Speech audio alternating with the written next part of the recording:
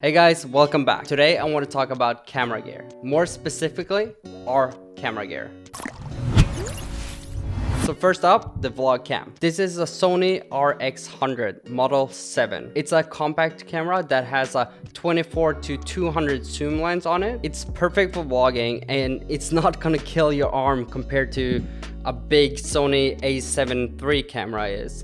So we use this on vlog missions and some behind the scene footage. The only downside I will say about this camera is it only films in 4K for 5 minutes. But overall, it's a good camera for vlogging, it's super light, and it's a good camera on holidays as well. Next up is our Sony A7 Model 3. It's a full frame camera with 24 megapixels and it records in 4K. We use the Sony A7 III 90% of our time. And also one thing, if you want to film in slow-mo, you have to change the settings to 1080p to film it in 120 FPS. A good thing with this camera, it's pretty small to be such a high quality camera compared to other competitors. So it's not bulky to bring outside. And the ISO range on this is really good, so you can film in the dark without any problems. This camera has one downside.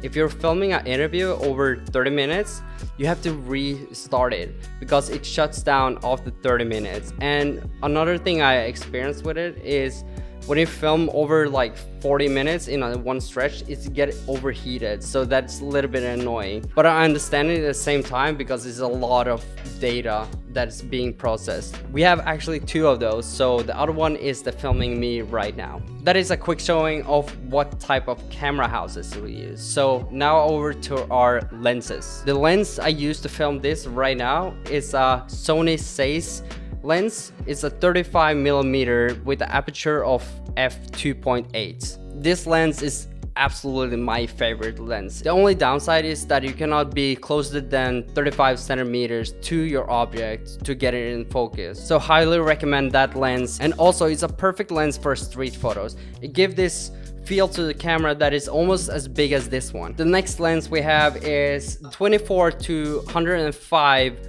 zoom lens. It's like an overall lens because it has this wide angle. At the same time, you can zoom pretty far with it. It is an aperture of f4, so it's a pretty good lens to film in dark as well. I'm gonna show some footage in the dark I use this lens for.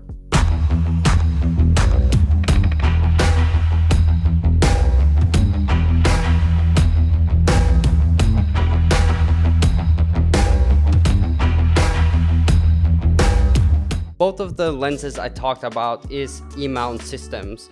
And one more thing about these lenses that I think is important to highlight, they are really responsive when it comes to the autofocus for this camera. We also have this 24 to 70mm lens from Sony, and honestly we never use it because it's a pretty standard lens and the quality on the other two lenses is way better. That is our camera gear. So next up is our audio and lights gear. Audio is pretty simple. We use this Rode pod mic, and with that we use this Zoom H6. And the great thing about this H6 is that you can have 4 inputs on it, so you can have 4 of these mics and you can adjust all of them with the buttons, so you can control the audio level on every single mic separately. So the other mic we have is a Rode Go.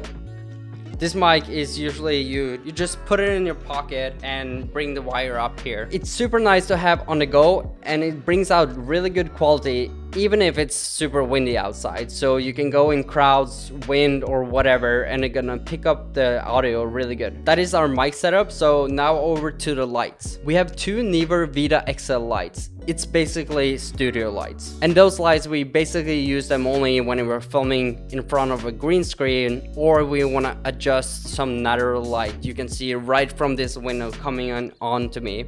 So we use that to balance it out. We also have 2 other lights from Neewer called NL660. The great thing about this light is that you can adjust the light strength on it and you can also adjust the color range on it. And the range is between 3200 to 5600K. Last one is this little LED lamp. And yes, we put some baking paper on it, so it's not gonna be so shiny when it hits your skin, and it's called ESDDI. This one you can also adjust like the light strength on it and the color range on it. But the great thing with this one is that we can have it mounted to the camera straightly. So when we're shooting in the dark, I often use this one on top of it to lighten up the face or the object I want to film. So that is the gear we have been using to produce all the videos you've seen so far. Thank you for watching and goodbye.